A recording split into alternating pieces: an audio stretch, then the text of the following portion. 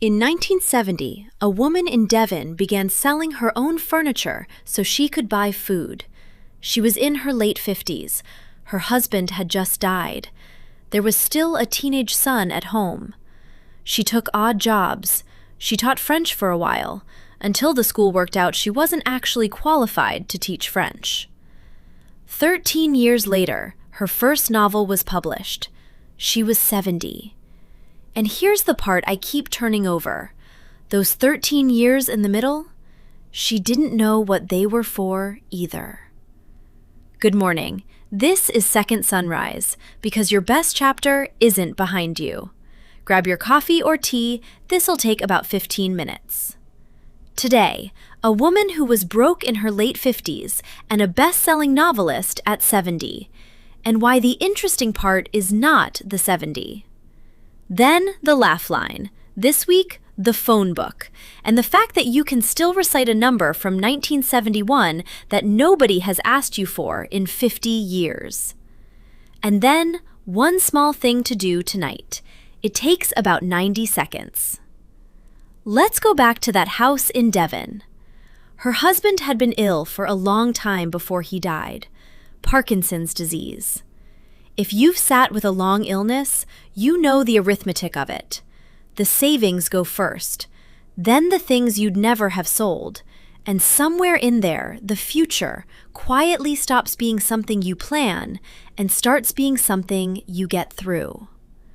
When he died in 1970, she was left with essentially nothing. The reference biographies use the word penniless. She sold possessions to buy groceries. She worked in an antique shop. She taught that French class until she got found out. Eventually, she had to give up the cottage on Dartmoor and move somewhere smaller and cheaper. She was 57, 58 years old, widowed, broke, and, by every measure anyone was using at the time, finished. I want to sit there a second longer than is comfortable, because that's where she actually was. Nobody in that village looked at her and thought, give it 13 years. Her name was Mary Wesley. She was born in June of 1912 in Englefield Green, west of London. Army family. The kind of English upbringing where a girl was educated just enough to be interesting at dinner and not 1 inch further. She married young, into a title. That marriage ended in 1945. During the war years, she worked in London. The reference biographies say she spent it decoding German ciphers for the War Office, and I'll flag that I found that in one good source rather than 3, so hold it loosely. But hold on to the shape of it. This was not a woman who had never done difficult work. She had done difficult work and then gone quiet. In 1952, she married Eric Seepman. He was a foreign correspondent, the Manchester Guardian, later the Sunday Times. And for the next 18 years, that was the job description. Correspondent's wife, mother.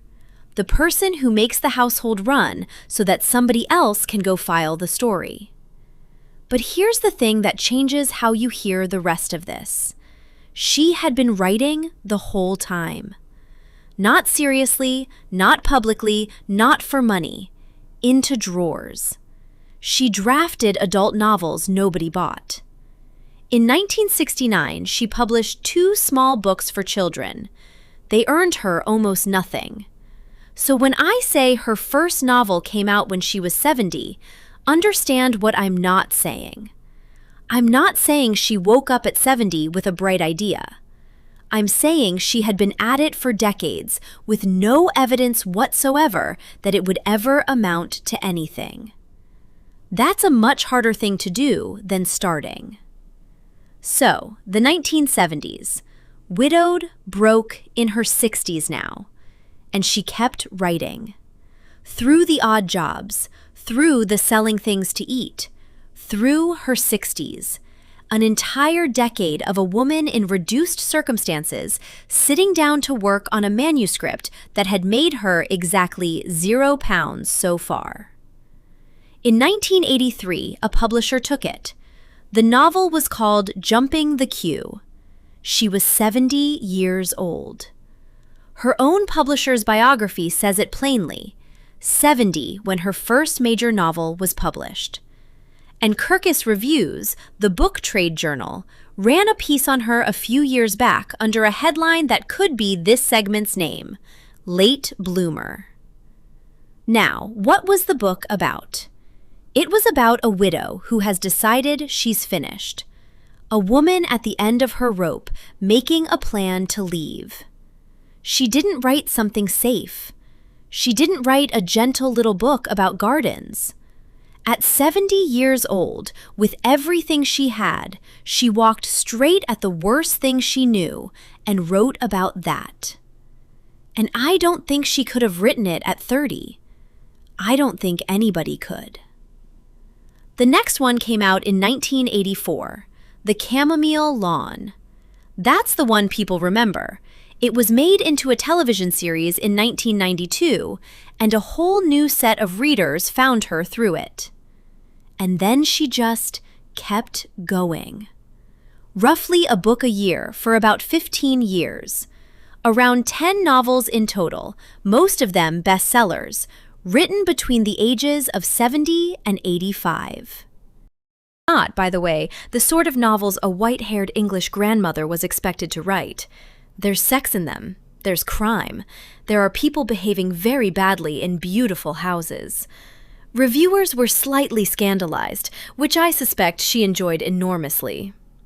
She died on the 30th of December 2002 in Totnes, Devon. She was 90 years old. So, from Penniless at 58 to a first novel at 70 to a 20-year career, she got her whole working life after the age most people are told theirs is over. Now, here's where I'd normally say something like, so it's never too late, and you'd rightly turn this off. Because that's not the lesson. And honestly, you could publish a novel at 72 is a bit of a cheat. Most of us won't. That's fine. Here's what I actually take from Mary Wesley.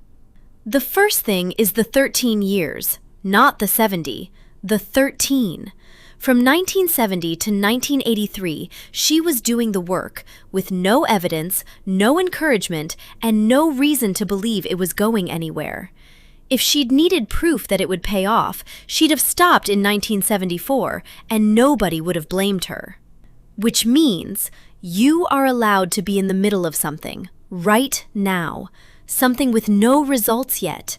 The middle of a thing looks exactly like failure from the outside. It looks that way from the inside, too. That's not a sign you've got it wrong. And the second thing, she didn't succeed despite being 70. She succeeded because of it. That book worked because a 25-year-old couldn't have written it. It needed a woman who had been married twice, who had buried a husband, who had been genuinely poor, who knew exactly what the end of the rope feels like because she'd had both hands on it. All of it, including the parts she'd have given anything to skip, turned out to be the raw material. We're told to think of the years as the delay, the thing standing between us and what we wanted to do. Mary Wesley's life says something different. The years weren't the obstacle. The years were the ingredient. All right, that's the serious part. Now, the laugh line. So the phone book stopped coming. I don't know when exactly. It just quietly stopped, the way things do now. No announcement, no vote, no committee. One year there's a book on the shelf under the phone, and the next year there's a space where the book used to be, and a sense that somebody made a decision about your life without mentioning it. Last Tuesday I needed a plumber. Local one, small job. So I go online because that's where the phone book went. I type in plumber and the name of my town, and I get a website that calls itself a directory. 14 results.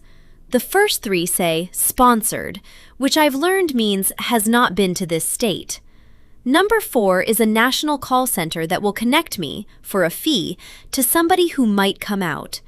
Numbers 5 through 11 are the same company under 7 different names. Number 12 is a plumber in Nevada. Number 13 wants my email address before it will tell me the phone number. And number 14 is an ad for a mattress.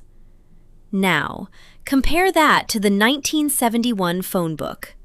The 1971 phone book had a feature that no app has managed to ship since. It was complete.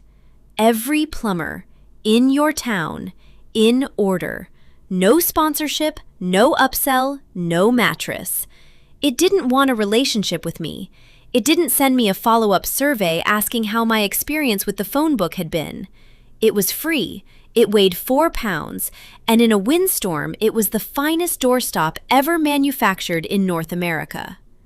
And here's the part that gets me. That directory site wanted me to verify my identity, because it couldn't be sure I was who I said I was. Meanwhile, no notes, no prompting, no warning. I can tell you my grandmother's phone number from 1971. I can tell you the exchange name in front of it. I could dial it right now on a rotary phone in the dark.